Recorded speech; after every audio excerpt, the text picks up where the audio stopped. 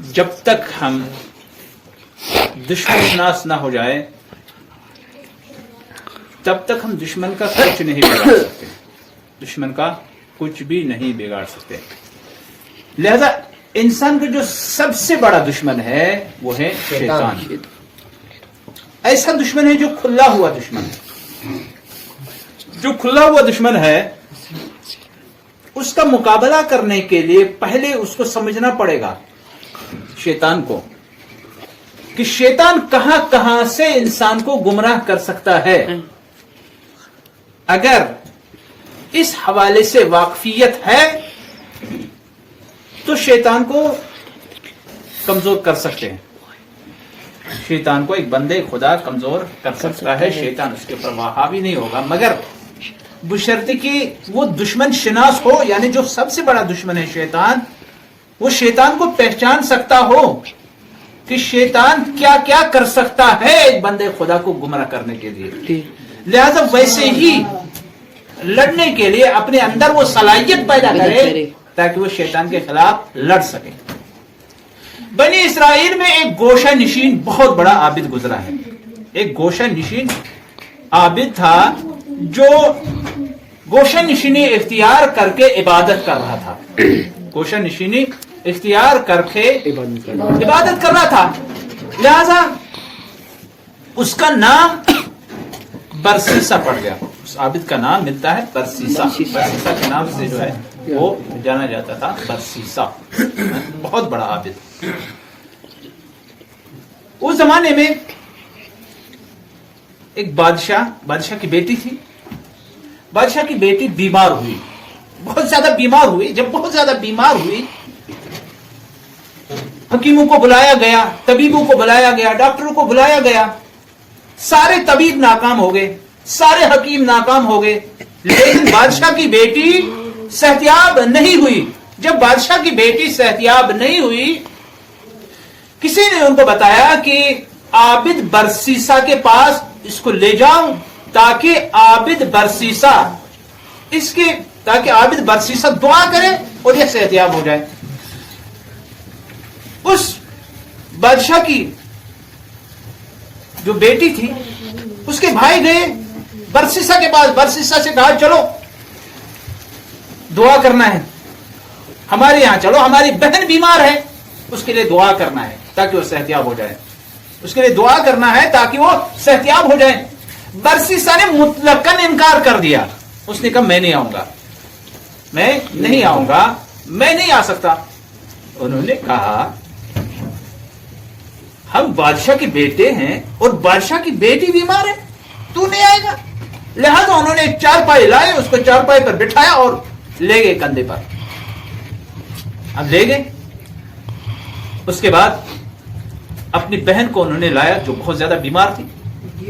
بادشاہ کی بیٹی کو لایا جو بہت زیادہ بیمار تھی. برسیسا نے کہا اس کو یہیں پر اسی حجرے میں چھوڑ دو جہاں پر عابد کو رکھا گیا تھا، اسی حجرے میں چھوڑ دو. صبح کے وقت، فجر کے وقت، فجر کے نماز کے بعد اس وقت دعا کے لیے بہترین وقت ہوتا ہے. اس وقت میں دعا کروں گا تاکہ یہ صحتیاب ہو جائے. وہ چلے گئے، بہن کو چھوڑ کے چلے گئے. جب وہ چلے گئے برسیسا نے صبح دعا کی، پروردگار عالم کی بارگاہ میں ہاتھوں کو بلند کیا، دعا کی. یہ لڑکی صحتیاب ہو گئی. جب لڑکی صحتیاب ہو گئی، اب شیطان نے برسیسا کو بہکانا شروع کر دیا. اس کے اندر وسوسہ پیدا کر دیا، اس کو شہوت کی طرف ابھارا، اس کے اوپر شہوت کا غلبہ کیا، یہاں تک کہ برسیسا نے اس کے ساتھ زنا کیا. جب زنا کیا اس کے بعد پشیمان ہوا، بدکاری کے بعد پشیمان ہوا. میں نے یہ کیا کر دیا؟ اتنے سال عبادت کی، گوشہ نشینی اختیار کی، عبادت کرتا رہا اور آخر کار میں نے یہ گناہ کر دیا، مجھ سے گناہ ہو گیا، پشیمان ہو گیا. پشیمانی کے عالم میں ہے. اسی اثنا میں شیطان پھر آیا. شیطان نے پھر وسوسہ پیدا کر دیا. کیا وسوسہ پیدا کر دیا اب کہیں ایسا نہ ہو کہ یہ لڑکی اپنے بھائیوں کو بتا دے, بادشاہ کو بتا دے, اور وہ اس کو پھانسی پر چڑھا دے. سوچا, اس نے اپنے بھائیوں کو بتایا کہ اس نے اس کے ساتھ زنا کیا ہے, تو مجھے وہ پھانسی پر لٹکا دیں گے. لہذا شیطان نے اس کے دل کے اندر وسوسہ ڈال دیا. جب وسوسہ ڈال دیا, شیطان اس کے اوپر غالب, پھر شیطان غالب آ گیا. اس نے اس لڑکی کو قتل کیا. قتل کرنے کے بعد اسی حجرے میں دفنایا, اسی حجرے میں دفنایا اور اوپر سے فرش ڈال دیا. صبح جب اس کے بھائی آئے, آنے کے بعد سوال کیا, اے عابد, ہماری بہن کو کہاں چھوڑا ہے؟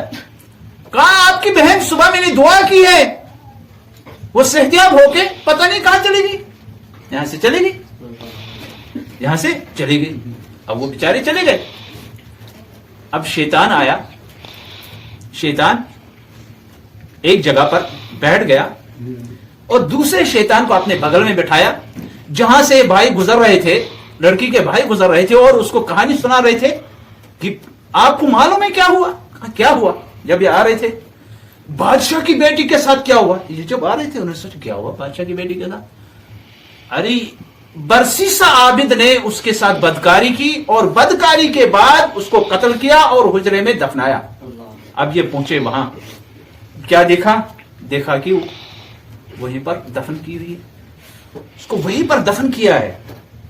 جب لاش ملی, بادشاہ نے اعلان کرایا یہ عابد نہیں ہے, اس نے اتنا بڑا گناہ کیا ہے, اس نے اتنا بڑا گناہ کیا ہے. لہذا سارے لوگ آئے, لوگ جمع ہو گئے. جب لوگ جمع ہو گئے, پھر بادشاہ نے حکم دیا, جلادوں کو حکم دیا, اس کو پھانسی پر لٹکا دو, پھانسی پر لٹکا دو. جب پھانسی پر لٹکایا, ایک مرتبہ پھر شیطان آیا. دیکھو, 2 بار شیطان بہکا چکا ہے, لیکن اب بھی شیطان نے پیچھا نہیں چھوڑا. شیطان پھر آیا, اے عابد, یہ جو کچھ بھی ہوا ہے یہ میری وجہ سے ہوا ہے, یعنی شیطان کی وجہ سے ہوا ہے. اگر میں تیرے اوپر شہوت غالب نہ کرتا تو سے یہ بدکاری نہ ہوتی. اگر میں تیرے دل کے اندر وسوسہ پیدا نہ کرتا, تو اس لڑکی کو قتل نہ کرتا. یہ سب کچھ مجھ سے ہوا ہے, لیکن اگر اب بھی تو بچنا چاہتا ہے تو میں تجھے بچا بھی سکتا ہوں. اتنا دھوکا کھانے کے بعد بھی اب یہ عابد اس پر بھروسہ کرنے لگا. اتنا دھوکا کرنے کے بعد بھی, دھوکا کھانے کے بعد بھی اس پر بھروسہ کرنے لگا. اب کیا کرنا پڑے گا؟ کہا مجھ پر ایمان لے کے آؤ, مجھ پر ایمان لے کے آؤ, میرا بندہ ہو جاؤ, مجھ پر ایمان لے کے آؤ,